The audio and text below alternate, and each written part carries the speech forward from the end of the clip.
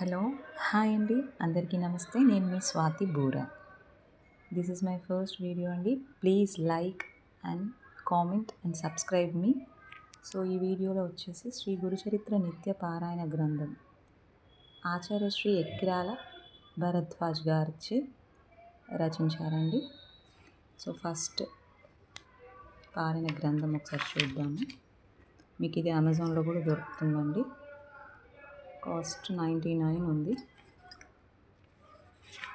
So first చూద్దామండి.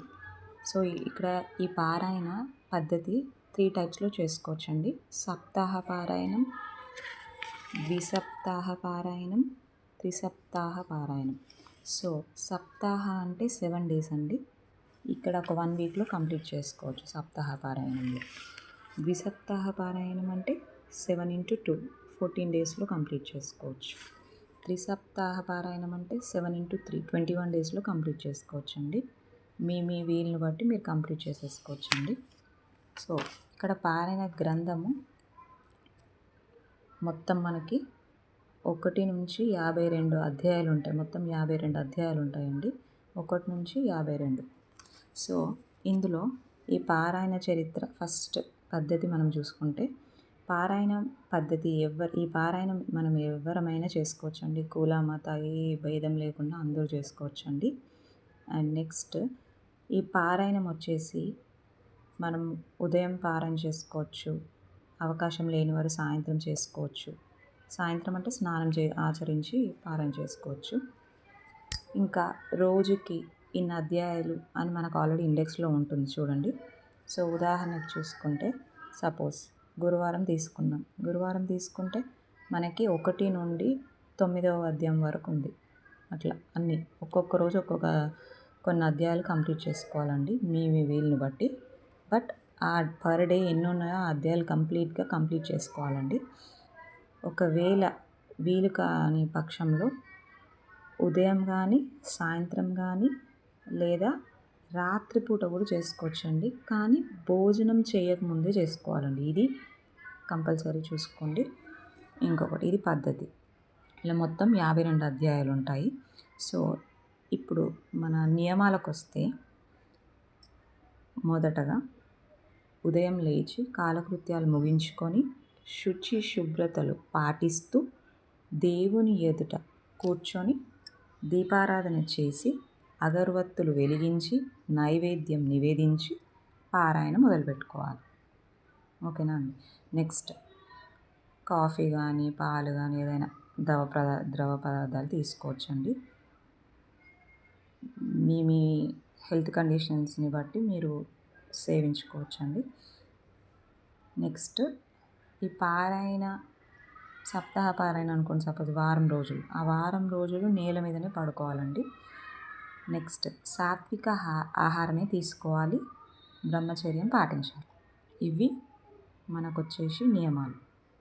పద్ధతి complete అయింది, నియమాలు కంప్లీట్ అయినాయి. నెక్స్ట్ ఈ 52 అధ్యాయాలు మనం ఒకసారి చూస్తే 52 అధ్యాయాలు మనకి ఒక్కొక్క అధ్యాయము ఒక్కొక్క స్టోరీ చూపిస్తుందండి.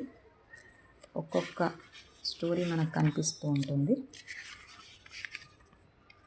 అండ్ నెక్స్ట్ దత్తాత్రేయ స్వామి అంటే మీకు 3 తలలు ఇక్కడ కనిపిస్తున్నాయి. అంటే 3 తలలు అంటే బ్రహ్మ, విష్ణువు, శివుడు. ఆ ముగ్గురు కలిసి అవతరించిన మనకి ఎవరు అవతరించింది? దత్తాత్రేయ స్వామి. సో ఇక్కడ మీకు ఒక క్వశ్చన్ అండి.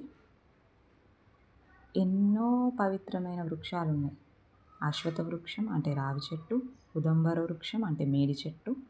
మనకు ఈ దత్తాత్రేయ స్వామి ఉదంబర వృక్షంలో మేడి చెట్టు మూలంలో ఉంటాడని ప్రసిద్ధి. సో అక్కడే ఎందుకు ఉంటాడు మీ క్వశ్చన్. మీకు ఎవరికైనా తెలిస్తే కామెంట్ చేయండి.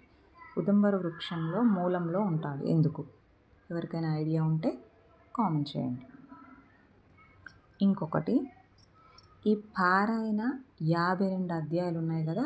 పారాయణ 52 అధ్యాయాలు కంప్లీట్ అయ్యాక మనకి మరి చదివితే ఏంటి, మనకి ఏం బెనిఫిట్స్ ఉన్నాయి అంటే, ఇందులో ఒక్కొక్క స్టోరీ, ఒక్కొక్క అధ్యాయంలో ఒక్కొక్క స్టోరీ ఇచ్చారండి. ఆ స్టోరీ ఏంటంటే ఒక సింపుల్గా కొన్ని చెప్తాను మీకు. ఒకటి, వ్యవసాయం లేని వాళ్ళకి అంటే పాడి పంటలు ఇవి ఉంటాయి కదా, పంట అభివృద్ధి కావడానికి, వ్యవసాయం అభివృద్ధి అవ్వడానికి మనకి ఈ దత్తాత్రేయ స్వామిని మనం చేస్తారు, వాళ్ళు పూజ చేస్తారు. చేసి వాళ్ళకి పంట అనేది లాభాలు వస్తుంటాయి పంటకి. నెక్స్ట్ ఇంకొక స్టోరీ ఏంటంటే గొడ్రాలకి సంతానం ప్రసాదించడం. ఇంకొకటి రోగులకు రోగాన్ని నివారించడం. ఇంకొకటి అజ్ఞానులకి జ్ఞానాన్ని ప్రసాదించడం. ఇలా చూస్తూ పోతూ ఉంటే ఎన్నో ఉన్నాయండి కథలు. ఇంకొకటి రాగి బిందె నిండుగా బంగారు నాణాలు ఇవ్వడం, ఇలాంటివి. ఇంకొకటి లాస్ట్, విధవరాలికి సౌభాగ్యం ఇవ్వడం. విధవరాలికి సౌభాగ్యం ఇవ్వడం అంటే ఎలానో ఒకసారి ఎక్స్ప్లెయిన్ చేస్తాను చూడండి. సపోజ్ ఒక హస్బెండ్ అండ్ వైఫ్ ఉన్నారు. ఆ హస్బెండ్ చనిపోతాడు. సో ఈమె ఆల్రెడీ వీళ్ళ వైఫ్ బ్రతకాలి అని కోరుకుంటూ ఉంటుంది. ఆల్రెడీ ఈమె ఎప్పటి నుంచో దత్తాత్రేయ స్వామిని కొలుస్తూ ఉంది, పూజిస్తుంది. అంటే దత్తాత్రేయ స్వామి భక్తురాలు ఈ వైఫ్. సో ఆ భర్త అనేవాడు బ్రతుకుతాడు. ఇందులో ఒక స్టోరీ ఉంది, బ్రతుకుతాడు. ఎలా బ్రతుకుతాడు అంటే, సపోజ్ ఈ హస్బెండ్కి ఈ లైఫ్లో 50 years ఉన్నాయనుకోండి.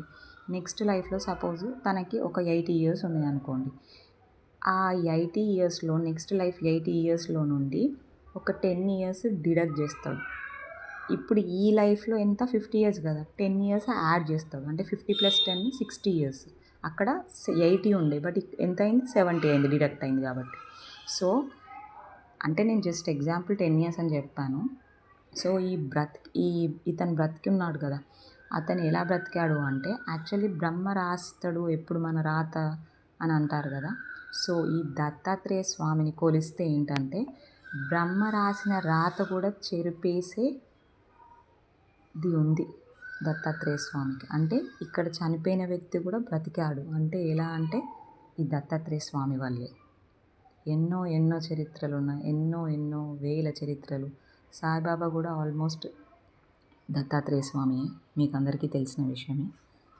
ఇంకొకటండి, మనము మెయిన్ ఇంపార్టెంట్ ఏంటంటే, లాస్ట్ బట్ నాట్ లీస్ట్, ఈ గ్రంథము ఎవరు పర్చేస్ చేసిన గ్రంథం వాళ్ళు పారాయణ చేస్తారో, కంప్లీట్ చేస్తారో, వాళ్ళు ఈ గ్రంథము ఎవరికి ఇవ్వకూడదండి. వాళ్ళ దగ్గరే పెట్టుకోవాలి, ఎవరికి ఇవ్వకూడదు. ఇది మాత్రం మెయిన్ ఇంపార్టెంట్.